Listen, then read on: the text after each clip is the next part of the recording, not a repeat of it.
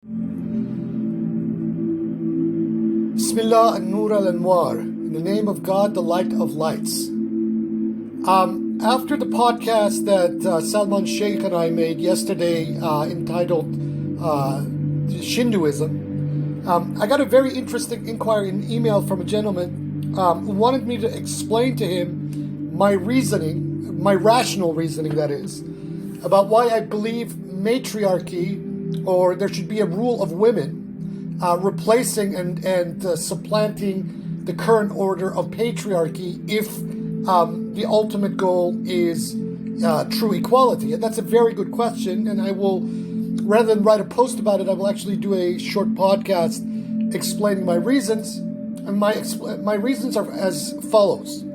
I am following a very similar logic, although with slight differences, to the reasoning that Karl Marx made when he set out that a workers' revolution, or the revolution of the proletariat, would initially establish a dictatorship of the proletariat. Now, since gender, in my opinion, is one of the bedrocks of how a order has been established on this planet for several thousand years, so we have had patriarchy on this planet. Beyond just the issue of culture wars, right? A matriarchy that would supplant a patriarchy on this planet would fulfill the very same premise, or the very same paradigm, which Karl Marx argued when he argued about the dictatorship of the proletariat, taking over the means of production after a revolution. So I believe that there should be women taking over the planet to supplant the patriarchy, to basically overthrow patriarchy completely, and establish a true matriarchy. Because as I also mentioned in that podcast, I believe that many of the Western feminists, and particularly the Western feminists, have gotten their feminism wrong. And instead, and I can show this through their text, through their logic, through their theory, that much of what they have been presenting over the last 30, 40, 50 years is actually patriarchy in reverse. I advocate for women taking back their true essence, rather than becoming like patriarchs. So, having said that, a woman's revolution, a true female revolution on this planet that supplants the patriarchal order of things, by definition would also then automatically, over a period of time, change the way that the means of production itself are handled on this planet, right? Because industry could be very argued. There have been certain theorists who've argued from this perspective that the means of production under capitalism has taken on all the characteristics and hues of that patriarchy itself. So this is, I think, where Marx, on some level, kind of missed the forest for the trees, because the argument of taking over the means of production has a depth to it that, in understanding the depth, will then make the event itself happen in such a way that then we don't go back, or that a socialist order, or a green socialist order which we wish to establish, will not be sabotaged or undermined in the way that the Bolshevik Revolution basically undermined itself from the very get-go, and the whole Soviet experiment fell apart because of that. It undermined itself. We don't want a future revolution, a true revolution on this planet that overthrows capitalism, to sabotage itself, or leave itself open to sabotage. And that is why gender, beyond the surface issues of the culture wars presently, is, in my opinion, one of the most important loci to understand these greater material forces and their nexus with the spiritual forces of the universe. Because the woman, as I mentioned in that podcast with Salman Sheikh, within her inner archetype is divine. And for women to reclaim that divinity within themselves, right, which is universal, is to gain the power of the universe itself. And once that is accomplished on the level of consciousness, then implementing that revolution to take over the means of production, and then, inshallah, to implement the command of the 11th gate of the 9th unity of the Bayan becomes an inevitability, because the consciousness that is coming from the higher plane will immediately see what is necessary, what the necessity of the time is, and how to create as it were, a archaeo-futurist green socialist order that is led by women and predominantly represented by women as its leaders on this planet.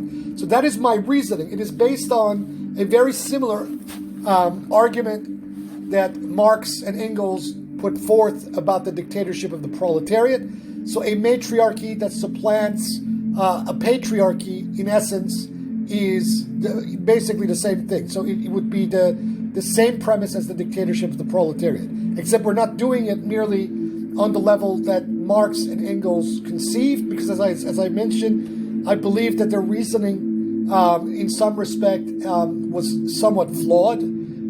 Dialectical materialism on its own, if it's taken on face value, suffers from this sort of gap. That doesn't say that the dialectical method itself or dialectical materialism as a whole ought to be discarded, but what it means is that when we plummet the depths of things and look at things that the current culture wars are not considering, and go into another realm, basically break through the membranes of materiality into the spiritual reality of things, then we see that the issue of gender in itself, and contrary to what certain neo-traditionalists believe, and as in my opinion, Julius Evola got completely wrong in his book Eros and the Mysteries of Love, if we go to that universal archetype, and by archetype I'm not talking from a Jungian perspective, I'm talking from a purely Platonic perspective, when the woman basically merges and realizes her full Sophianity, then we can usher in a true enlightened civilization. So a civilization that is represented as the women as its leaders will be a civilization that is far more chilled out. It will be a civilization that is far more equitable, because the woman as the archetype of care, as the archetype of love, as the archetype of life itself, life comes out of woman, right? Has an intuition and has a understanding of certain things that unfortunately with many men it takes a lifetime to realize. And the man, the archetypal man of this time is lost in many ways. That doesn't mean everybody, but the predominant male of the species at this time is somewhere else and basically embodies a inverted archetype that is extremely destructive. That is not absolving many of the women of our time of the same thing. And like I mentioned, I believe that many of the women of this time have also lost their way, but by and large, the men of the time are far more lost than the women of the time. So what is required is for the women of the time to basically come back to themselves, to come back to their inner archetype, to come back, to reclaim their divine Sophianity, as it were, within themselves, which is what the meaning of Fatimiyya is, basically, Sophianity. Once they reclaim that, then we are at a place where we can then reestablish this balance that has been out of whack for a very, very long time. So yes, the goddess in itself is the path to the liberation of the human race from the current bondage that it has put on itself. The self-imprisonment, the destructive self-imprisonment imposed by itself, or as I have written elsewhere, based on what Sohrawardi, the symbology of Shahabuddin Sohrawardi in his tale of the Accidental Exile, the humanity collectively at the moment is in the well of Qayrawan. So this is the reasoning that I'm positing. This is the reasoning as to why I believe that a matriarchy ought to be supplanting a patriarchy on very similar premises and reasoning as Marx and Engels' argument about the dictatorship of the proletariat. Except with this, it is at the level of gender. rather than just merely at the level of material productions. So I leave it here, and so people now understand where my reasoning about this is coming from. And you're welcome to write to me and ask more questions about some of the other issues that were covered in the podcast between Salman and I. That is the way it is. Ya Noor.